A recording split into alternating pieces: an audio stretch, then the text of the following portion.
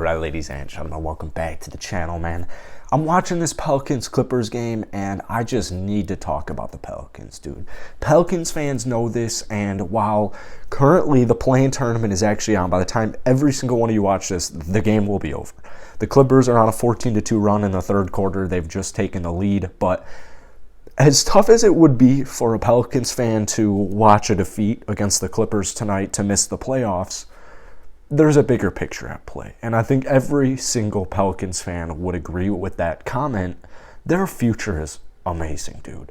They have a very fun roster. It is a very, very fun roster. So, once again, even if the Pelicans win this basketball game, are they going to beat the Phoenix Suns in a 7-game series? Most likely not. Are the Clippers going to beat them in a 7-game series? Most likely not. I just want to talk about the Pelicans. Before we get into this video, man, if you enjoy it, hit the like button, hit that sub button. I post NBA videos every single day. I post a bunch of Pelicans videos, actually, and, I will be covering the playoffs, but, I also cover teams not in the playoffs because there's plenty of love to go around. But there's one thing I noticed when I watched the Pelicans, and I've already commented on it. Oh, my God. Look at that ass. No. Whoa. That's actually, kind of sus, dude. I'm talking about the Pelicans. That just came in the back of my mind. No one clipped that. One thing comes to my mind when I'm watching the Pelicans. God damn, that's a fun-ass basketball team. That is a fun-ass basketball team. And I look at them right now, and here's your basic starting lineup. You've got Brandon Ingram out there. I guess I should go in order. You have CJ McCollum out there. You have Brandon Ingram. You got Herb Jones. You got Jackson Hayes. You got Valanciunas. Now, obviously, you are... they've kind of tweaked with their lineup all season, but at the same time, you're kind of awaiting the return of a Zion Williamson. I saw a report coming out here that the Pelicans and Zion disagree with if he's ready to play basketball. Don't really know what to make of that. The same thing came out about Kawhi. Honestly, as crazy as it may sound, I kind of side with the players usually.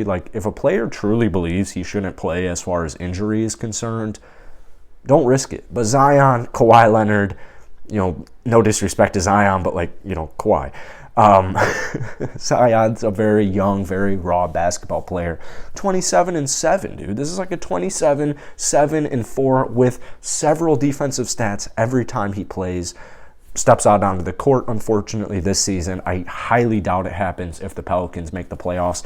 And if they lose this game, it's 100% not happening that he steps out onto the court, which, was unfortunate as well. I drafted him in fantasy. I was really excited. But you have superstars on this team. Brandon Ingram. Brandon Ingram is one of the best basketball players in the entire NBA. And what's scary about Brandon Ingram is his age. And what's also scary about Brandon Ingram is he has never really been around actually, I'm not even going to comment on it. I don't want to hear remarks about what I was about to say.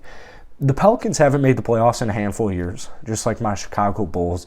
The roster looked completely different. You had Drew Holiday on it. You had Etuan Moore. You had Anthony Davis. You had DeMarcus Cousins. It was a completely different roster.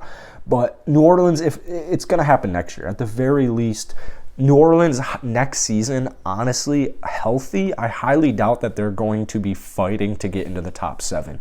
Western Conference is very talented, but I think New Orleans is honestly about to get onto something special here. Even if the Zion Williamson situation doesn't work out and he's all right, F this, I don't like it. For whatever reason, I don't like it. He can have his own opinions on it. I don't want to comment on it.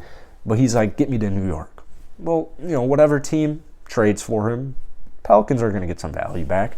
But even if you were to get absolutely squash diddly in the trade, let me start the argument with Herb Jones. You have guys like Herb Jones. You have guys like Jose Alvarado. You got guys like Najee Marshall. You have all of this young talent like Herb Jones. Let me stat check this just to make sure. 35th pick in the draft. This was a guy coming out of the second round. He's about to make an all-NBA first team. Whether or not you think he deserves to make it or he doesn't deserve to make it, he's a top 10 undisputed rookie. This man was drafted 35. And he's about to be classified as a top 5 rookie of the entire season. basically not like a FU to the league, but kind of like an FU to the league. So they have their young talent. And I'd throw in guys like Zion in there. I'd throw guys like Brandon Ingram in there. Then you also have your stars. CJ McCollum was a huge midseason acquisition. One of the most low-key moves I have seen in the NBA in a very long time was just the was just the acquisition of a guy like CJ McCollum. The Portland sitch just wasn't working. Portland decided to go in a different route. I know a team named the New Orleans Pelicans who are looking forward, licking their chops, saying, hold up, CJ McCollum's on the trade block? We will gladly take CJ McCollum for like a bag of chips and like 2 hot dogs and a slice of Costco pizza for CJ McCollum. And that's what they did. Jackson Hayes, another player who's been in the league for a little bit, very young, very raw, getting some starts right now. And I would imagine if I'm, maybe not like necessarily most improved conversations for next year, but if I had to guess a couple of players who, not many people at all, like in fact whatsoever, talk about, who are about to, break out next season, I would put Jackson Hayes on that list 100%. Then you've got guys like Larry Nance Jr., another midseason acquisition from the Portland Trailblazers. This guy, I know it's right now, but like he's coming off of the bench. He's played 12 minutes. He has 10 points and 10 rebounds, 2 assists and a steal. So he's a huge factor as well.